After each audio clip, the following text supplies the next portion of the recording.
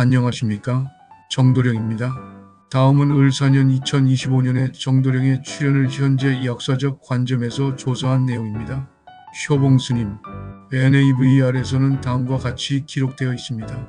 즉, 효봉스님의 예언서 역상록이 60년간 봉인된 이유는 스님이 직접 이 기록은 을사년 2025년이 오기 전까지 절대 열어서는 안 된다고 단단히 당부했기 때문이다. 이는 예언서에 담긴 내용이 한반도와 세계의 미래, 그리고 광명의 인도자 등장 등 2025년에 일어날 중대한 변화와 밀접하게 연결되어 있었기 때문으로 스님은 미래를 아는 것은 책임이 따르는 일이며 예언은 능력이 아니라 짐이라고 강조하며 그 무게를 감당할 준비가 된 시기 2025년가 오기 전까지는 세상에 공개하지 말 것을 제자들에게 명확히 지시. 이 당부에 따라 역상록은 해인사, 법보전의 비밀 창고에 60년 넘게 봉인돼 있었고 2025년이 되어 봉인이 해제된 것이다. 근대 한국 불교를 대표하는 선지식이자 대한불교 개종 초대 종정이신 효봉스님 1988년에서 1966년의 역상록은 1966년 임종 직전 남긴 예언서로 2025년 한반도와 동아시아의 미래를 경고하는 내용을 담고 있다. 이 문서는 60년간 봉인되었다가 최근 공개되었으며 주요 내용은 다음과 같다. 효봉스님은 깊은 선정 상태에서 미래를 목격했다고 주장하며 1940년대부터 1960년대까지 한국의 주요 사건 일제, 패망, 해방, 6.25 전쟁, 4.19 혁명, 5.16 군사정변 등을 정확히 예견했다고 전해진다. 역상록은 33장으로 구성되어 있으며 시간의 흐름이 거꾸로 미래에서 과거로 기록되어 있다. 2025년을 4년을 한반도 운명의 전환점으로 지목하며 광명의 인도자라 불리는 한 인물의 등장을 예언합니다. 이 인물은 정치인, 종교인, 군인이 아니지만 사회 변화를 이끄는 촉매로 묘사된다. 한반도의 격변과 광명의 인도자 등장. 2025년 한반도에 큰 정치적 변화가 일어나고 민족을 이끌 광명의 인도자가 등장할 것이라고 예언했습니다. 이 인물은 무기를 들지 않고 진실을 말하며 한반도의 통합과 변화를 이끈다고 하며 이는 힘의 논리가 아닌 정의의 논리가 세계를 지배하기 때문이다. 격암유록, 남서구의 격암유록에서는 대한민국 한반도의 인류를 구원할 정도령이 출현한다고 예언하였습니다. 전국을 뒤흔들 인물이 극심한 말세 이후 2025년 을사년에 구원자가 나타나 세상을 연다고 예언했습니다. 현재 대한민국은 정치적 양극화, 경제적 불황, 사회적 불신 등 격암유록 속 혼돈의 징후들과 놀랍도록 닮아 있습니다. 특히 2025년 전후로 이러한 혼란이 절정에 달하며 정도령이라는 존재가 등장할 것이라는 예측은 단순한 우연으로 치부하기 어렵습니다. 그는 기존의 질서를 뒤엎고 백성에게 희망을 인물로 묘사됩니다.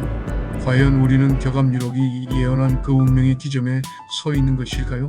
피할 수 없는 변화가 대한민국을 기다리고 있을지도 모른다는 생각은 등골을 오싹하게 만듭니다. 격암유록은 단순한 예언이 아닌 우리의 불안한 예언이 아닌 우리의 불안한 미래를 꿰들어보는 강력한 미스테리 코드로 작용합니다. 정감록, 조선후기 정시성이 남겼다고 전해지는 비밀 예언서 정감록. 이 책은 왕조의 교체 전쟁, 난세 속 피난처 십승지 등을 예언하며 혼란의 시대에 살아남을 길을 제시했습니다. 정감록은 한반도는 커다란 변화를 맞이하게 되며 강한 지도자가 등장해 새로운 시대를 열 것이라고 했습니다. 일부 해석가들은 2025년 이후 남북 통일이 시작되고 2030년 완전한 통일이 이루어진다고 풀이하고 있습니다. 정감록은 정도령의 출현 시기에 대하여 매우 구체적으로 언급합니다. 위기와 혼돈이 정점에 달했을 때, 백성들의 고통이 극에 달했을 때 그는 나타납니다. 그는 평범한 가정에서 태어나 백성들과 고통을 같이 하며 자랐으며 특정 계층을 대변하는 것이 아닙니다.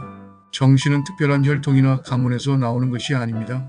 정의를 실천하고 진실을 말하며 올바른 길로 가는 자라면 누구나 정씨가 될 수 있습니다.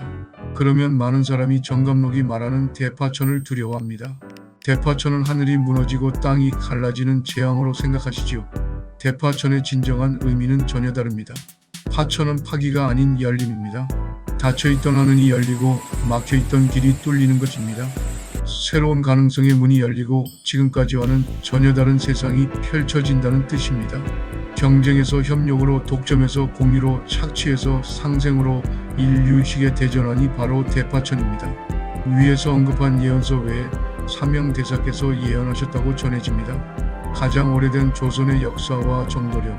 위에서 말한 정도령은 성격상 특징이 있다면 무엇보다도 정직해야 하며 대중에 대한 기독교와 같은 성격의 보편적이 사랑이 있어야 합니다. 그 다음은 정의감이 있어야 하며 반드시 희생정신이 있어야 합니다. 그렇지 않고서는 정도령이라 할 수 없습니다. 정도령이 2025년 을사년에 출연하여 전쟁하지 않고 우리 민족의 과제인 남북통일과 잃어버린 옛 영토를 회복하는 데 있어서 놀라운 업적을 이룰 것이라고 예언하였습니다. 고조선의 인구는 당시 1억 8천만이었다고 하며 당군의 후손은 현재 약 5억 6천만 명이라고 합니다. 5천년 전 고조선의 이전에 사실은 약 5천년이 더 있는데 이것이 곧 한국인데 연방제의 조선으로 영토는 아시아 대륙의 거의 대부분이며 이 황국의 인구와 면적이 세계의 거의 3분의 2가 되었다. 고조선이 망하고 한민족이 중국에서 서쪽으로 가서 중동을 거쳐 유럽으로 갔는데 이것이 켈트족이며 유럽에서 알프스를 넘어서 라틴 문화가 형성되었으며 프랑스를 거쳐서 영국으로 건너가 나라를 처음 세운 것이 영국이며 영어는 켈트족이 사용하던 한국어에서 나왔다. 현 영국의 왕조는 독일의 작센주에서 왔는데 작센은 숙신 곧 조선이라는 뜻이며 이래서 앵글로색 신족이다. 네덜란드, 노르웨이, 스웨덴의 왕가는 영국 왕가와 한 집안 출신이다. 로마 시대에는 훈제국이 유럽 대륙을 흔들고 있었는데 고조선의 북부에 살던 고조선의 후예들이며 현재 스페인 서북쪽에 살고 있는 바스크족도 고조선 서북쪽에 살던 유연의 후예들이다. 훈제국의 왕 아틸라는 신라의 7대 왕의 이름과 같기도 하다. 몽골의 흉노도 알고 보면 고조선의 후예들이다. 중국의 귀주성에 가면 피라미드가 그대로 있는데 조선의 것들이라서 못 건드린다고 합니다. 이 피라미드는 이집트보다 1000년은 앞섰다고 합니다. 한국은 역사적으로 제일 먼저 국가의 체제를 정비해 세계에 진출했으며 이를 뒷받침하는 것으로 쌀을 제일 먼저 먹은 민족이다. 쌀은 인도가 원산지이고 5000년 전부터 재배했다고 일반적으로 알고 있습니다. 무슨 소리냐? 중국은 8000년부터 재배했다. 그런데 최근 한국의 충청도 소로리에서 벽실을 발굴하여 탄소연대 측정한 결과 1만 3천년 것으로 판명되어 한국이 쌀을 제일 오래전부터 먹어온 민족임이 역사적으로 증명이 되었습니다. 결론. 통일한국에서 영토 확장이 되면 이는 제2의 통일이 될 것이며 우리나라의 첨단산업 반도체, 배터리, 전기자동차, 생명공학 등의 첨단공업과 함께 내년 2026년 말에는 생산에 들어간다는 핵융합 엔진으로 창출될 무한한 에너지를 사용할 수 있게 되면 우리나라는 세계 1위의 산업부국이 될 것입니다. 이 사실은 국민이 충분히 이해하시고 잘 단결하면 민족 통일과 영토 확장에 상당히 유리하게 작용할 수 있습니다. 올해 2025는 위에서 언급한 바와 같이 전 국민과 정도령에게 하늘로부터 엄중한 천명이 내려왔습니다.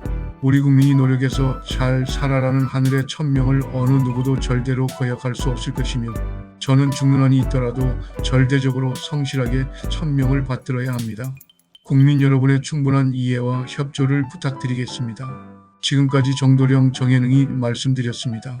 구독과 좋아요는 영상 제작에 큰 힘이 됩니다.